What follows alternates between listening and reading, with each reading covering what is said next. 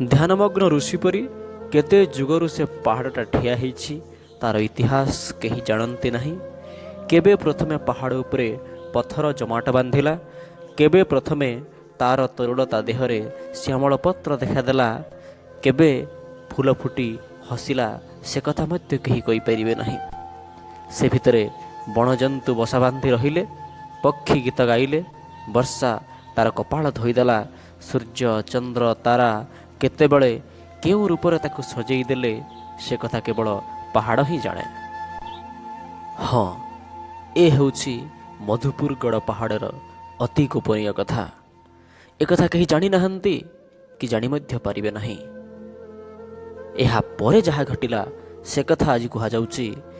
ପାହାଡ଼ ତଳି ଜଙ୍ଗଲ, ଦିଗ ଦିଗନ୍ତ ଧରି ତାର ସୀମା କେତେ ଦୂର ଯେ ବ୍ୟାପି ରହିଛି ତାର ଠିକଣା ନାହିଁ। ସୃଷ୍ଟି ଆଦ୍ୟରୁ କେବେ ସେଠାରେ ମାନବର ପାଦ ପଡ଼ିଥିଲା କେଜାଣି? ମାତ୍ର ହଠାତ୍ ଦିନେ ଟମକ ବଜାଇ କେତେଜଣ ଲୋକ ଆସି ପାହାଡ଼ ତଳଟାକୁ ମାପି ଦେଇଗଲେ। ବନ୍ୟଜନ୍ତୁ ଚମକି ଉଠିଲେ, ଗଛପତ୍ର ପବନରେ ଢଳି ଢଳି ଅବ୍ୟକ୍ତ ଭାଷାରେ କୁହାକୁହି ହେଲେ, ଏ ଘୋର ଅରଣ୍ୟ ରାଜ୍ୟରେ ପୁଣି ଏ କ'ଣ? ମଧୁପୁରଗଡ଼ ପାହାଡ଼ ଓ ଏହାର ତଳି ବିସ୍ତୀର୍ଣ୍ଣ ଜଙ୍ଗଲ ଅଞ୍ଚଳରେ ରାଜପ୍ରାସାଦ ଓ ଜନପଦ ନିର୍ମାଣ କରିବା ପାଇଁ ରାଜାଦେଶ ଆସିଲା। ନାଗରା ଦିଆଯାଇ ପାହାଡ଼ ତଳ ମପାଗଲା। ପରେ ପରେ ଜଙ୍ଗଲ ସଫା କାର୍ଯ୍ୟ ଆରମ୍ଭ କରି ଦିଆଗଲା। ଏକ ମନୋରମ ସବୁଜ ବନାନୀ ଦିନ କେଇଟାରେ ବିସ୍ତୀର୍ଣ୍ଣ ପ୍ରାନ୍ତରରେ ପରିଣତ ହୋଇଗଲା। ଜଙ୍ଗଲ ପରେ ପରେ ପାହାଡ଼ ଉପରେ ଆରମ୍ଭ ହେଲା ଅତ୍ୟାଚାର।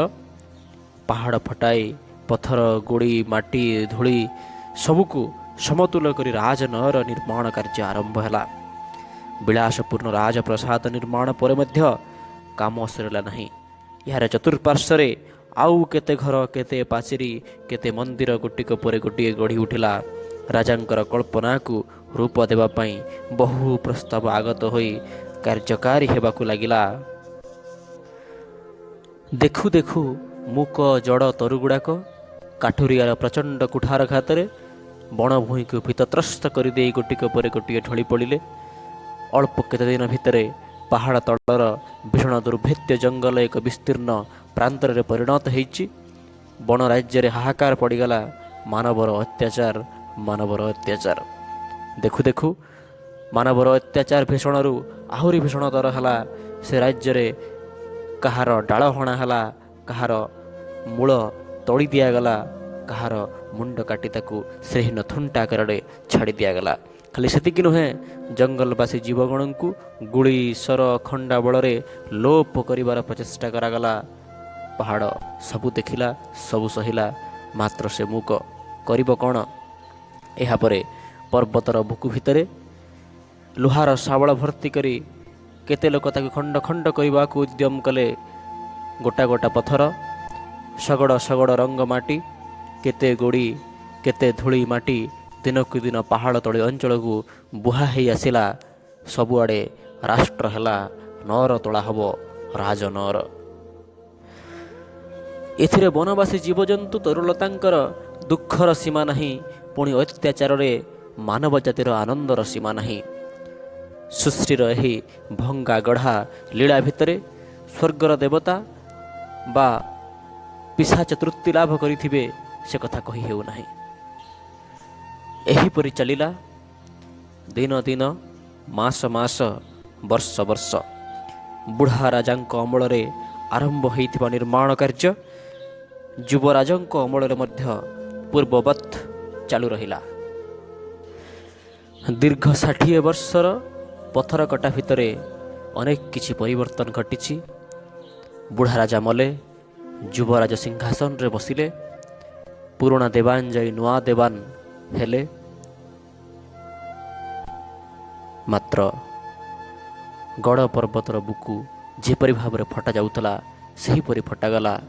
ସେହିପରି ସକାଳରୁ ସନ୍ଧ୍ୟା ଯାଏ ହାତୁଡ଼ିରେ ଠକ୍ ଠକ୍ ଶବ୍ଦ, ପଥର ଗଡ଼ାର ଘଡ଼ ଘଡ଼ ଶବ୍ଦ ବରାବର ଶୁଣାଗଲା। ମାତ୍ର ରାଜା ଦିନେ ହେଲେ ପଚାରିଲେ ନାହିଁ, କିଏ ସେ ପଥର କାଟୁଛି? କିଏ ବା ସେ ପଥର ଗଡ଼ାଇ ଜନବାସୀଙ୍କୁ ଚମକେଇ ଦେଉଛି? ଏଇ 60 ବର୍ଷର ଇତିହାସକୁ ଯଦି ପୁନଃ ଅବଲୋକନ କରାଯାଏ, ତାହେଲେ ଏହା ନିଶ୍ଚିତ ଜଣାପଡ଼ିବ ଯେ ଜଙ୍ଗଲ ହାଣିବା କାର୍ଯ୍ୟରେ ପ୍ରଥମ ଚୋଟ ଯାହାର ବାଜିଥିଲା, ପଥର ଖଣ୍ଡ ତିଆରି କରିବାରେ ପ୍ରଥମ ହାତୁଡ଼ି ଯାହାର ବାଜିଥିଲା, ସେ ଆଉ କେହି ନୁହେଁ, ସେ ହେଉଛି ଭୀମଦାସ। ଭୀମଦାସ ଜନ୍ମରେ ମନୁଷ୍ୟ, ଜାତିରେ ଚଷା, ବ୍ୟବସାୟରେ ପଥର କଟା, ବୟସ ଆଜି ତାକୁ 80 ପାଖାପାଖି। ଖାଦ୍ୟ ତାର ଜଙ୍ଗଲର ଫଳମୂଳ, ଜଙ୍ଗଲ ତାର ଘର। ଭୀମଦାସର ଇତିହାସ ସଙ୍ଗେ ମଧୁପୁରଗଡ଼ର ଇତିହାସର ଏତେ ସମ୍ପର୍କ ରହିଛି ଯେ ଗଛରୁ ଡାଳପତ୍ର ବଳକା କାଢ଼ି ତାକୁ ଗଛ ବୋଲି କୁହାଯାଇପାରେ। ହେଲେ ଭୀମଦାସକୁ ବାଦ ଦେଲେ ମଧୁପୁରଗଡ଼ର ଇତିହାସ କିଛି କହିହେବ ନାହିଁ। ମଧୁପୁରଗଡ଼ ପର୍ବତର ଅନ୍ଧାରିଆ ଗହ୍ୱର ଭିତରେ ପ୍ରଥମ ମାନବସ୍ୱର ସେହି ଭୀମଦାସ ହିଁ କେବଳ ଶୁଣେଇଥିଲା। ସେ ସେହିଠାରେ ପ୍ରଥମେ ହସିଥିଲା, ପ୍ରଥମେ ଗୀତ ଗାଇଥିଲା। ତାକୁ ସେଠାରେ ମାନବ କୁହାଯାଇପାରେ, ପଥର କୁହାଯାଇପାରେ, ତରୁଲତା କୁହାଯାଇପାରେ, ଏପରିକି ପର୍ବତ ଭିତରେ ସେ ମଧ୍ୟ ଏକ ପର୍ବତ ବୋଲି କୁହାଯାଇପାରେ। ରାଜପୁରୀ, ଦେବ ମନ୍ଦିର, ନଅର, ଉଆସ, ବିହାର, ଉଦ୍ୟାନ, କୌଣସିଠାରେ ଏପରି ଖଣ୍ଡିଏ ପଥର ନାହିଁ ଯେଉଁଥିରେ କି ଭୀମଦାସର ହାତ ବାଜି ନାହିଁ। ପ୍ରତି ପଥର ଖଣ୍ଡ ସେ ନିଜ ହତିଆରରେ ତାଡ଼ିଛି, ତାକୁ ତିଆରି କରିଛି। ଦିନ ଦିନ, ମାସ ମାସ, ବର୍ଷ ବର୍ଷ ଧରି ଦୀର୍ଘ 60 ବର୍ଷ କାଳ ଖରା ବର୍ଷା ଶୀତ ଖାଇ ସେ ପର୍ବତକୁ ରମଣୀୟ ଉଆସରେ ପରିଣତ କରିଛି। ଅକର୍ମଶିଳାକୁ ଅଭିନବ ବେଶରେ ସଜେଇ ପାରିଛି। ସେ ଆଉ କ'ଣ ନ କରିଛି? 15 ବର୍ଷର କିଶୋର ଭୀମଦାସ ତାର ଯୌବନ କାଳର ସମସ୍ତ ଶକ୍ତିକୁ ପଥର କଟା କାର୍ଯ୍ୟରେ ନିଃଶେଷ କରି ଆଜି 80 ବର୍ଷ ବୟସର ବାର୍ଦ୍ଧକ୍ୟରେ ଉପନୀତ ହୋଇଥିଲେ ମଧ୍ୟ ପର୍ବତ ଭିତରେ ତାର ପଥର କଟାର ଠକ୍ ଠକ୍ ଶବ୍ଦ ପ୍ରତି କେହି ଦିନେ କର୍ଣ୍ଣପାତ କରିନାହାନ୍ତି। ସମୟ ବିତି ଚାଲିଛି। ସମୟ ସ୍ରୋତରେ ଅନେକ କିଛି ପରିବର୍ତ୍ତନ ହେଇଛି। ଦିନେ ପଥର କଟାର ଠକ୍ ଠକ୍ ଶବ୍ଦ ରାଜାଙ୍କ ନିଦ୍ରାରେ ବ୍ୟାଘାତ ସୃଷ୍ଟି କରିବାରୁ ରାଜା ଦେଶରେ ପାଇକ ସୈନ୍ୟମାନେ ଭୀମଦାସ ପିଠିରେ ଚାବୁକ ଦେଇ ପହୁଡ଼ ବେଳେ ପଥର କଟା ବନ୍ଦ କରିବାକୁ ଆଦେଶ ଦେଇଗଲେ। ମାତ୍ର ମୂକ ଭୀମଦାସର ପଥର କଟା ବନ୍ଦ ହୋଇନଥିଲା। ଦିନ ରାଜା ପାରିଧି ଉଦ୍ଦେଶ୍ୟରେ ଜଙ୍ଗଲ ମଧ୍ୟକୁ ପ୍ରବେଶ କରି ପଥର କଟାଳି ଭୀମଦାସକୁ ତାର ଚିରାଚରିତ କାମରେ ବୁଡ଼ି ରହିଥିବାର ଲକ୍ଷ୍ୟ କଲେ।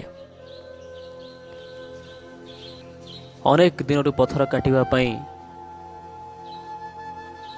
ମନା କରାଯାଇଥିବା ନିର୍ଦ୍ଦେଶ ରହିଥିଲେ ସୁଦ୍ଧା ଭୀମଦାସର ସେ ନିର୍ଦ୍ଦେଶ ପ୍ରତି କର୍ଣ୍ଣପାତ ନାହିଁ। ସେ କରିଚାଲିଛି ତାର କର୍ତ୍ତବ୍ୟ।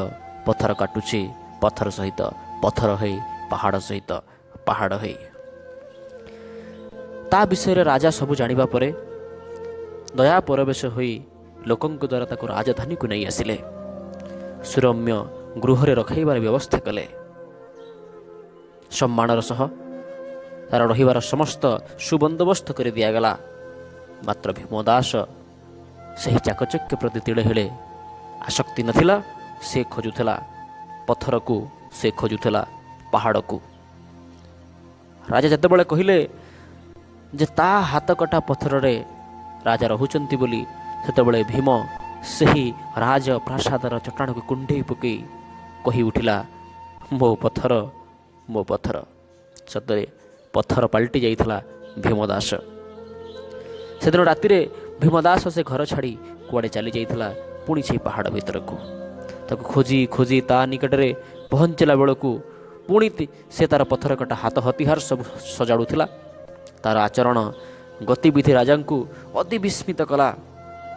ରାଜାଙ୍କ କଣ୍ଠରୁ ଅଜାଣତରେ ବାହାରି ଆସିଲା, ସତରେ ଏ ମଣିଷକୁ, ଏ ଭୀମଦାସକୁ ପଥର କରିଦେଲା କିଏ? ସେହି କେତୋଟି ଶବ୍ଦ ପର୍ବତରେ ଧକ୍କା ଖାଇ ପୁଣି ଥରେ ଫେରିଆସିଲା ପ୍ରତିଧ୍ୱନିତ ହୋଇ ରାଜାଙ୍କ କର୍ଣ୍ଣକୁ। ରାଜାଙ୍କ ପରିଚୟ ପାଇଲା ପରେ ଭୀମଦାସ ତାକୁ କୁଣ୍ଢେଇ ପକାଇଲା, କହିଲା, ରାଜା, ମୋ ରାଜା, ଯିଏ ମୋତେ ପଥର କାଟିବାକୁ ନିର୍ଦ୍ଦେଶ ଦେଇଥିଲେ ସେହି ମୋର ରାଜା। ସେ ପଥର କାଟିବା ଭିତରେ କେବେ ହେଲେ ରାଜାଙ୍କୁ ଦେଖିନଥିଲା, କେବଳ କାମ କରି ଚାଲିଥିଲା ରାତି ରାତି, ଦିନ ଦିନ।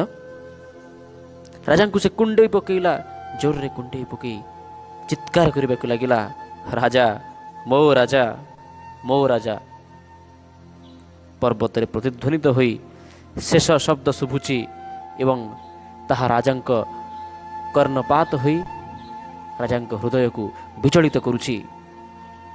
ଏହି ପର୍ବତ ପ୍ରତିଧ୍ୱନିର ଏହି ଉପହାସ ମଧ୍ୟରେ ରାଜା ନିଜର ଉତ୍ତର ପାଇସାରିଥିଲେ। ବାସ୍ତବରେ ଏ ମଣିଷକୁ ପଥର କଲା କିଏ? ଆଲୋଚ୍ୟ ଗଳ୍ପ ଏ ମଣିଷକୁ ପଥର କଲା କିଏ? ପ୍ରବନ୍ଧିକଙ୍କର ଏକ ସଂସ୍କାର ଧର୍ମୀ ରଚନା।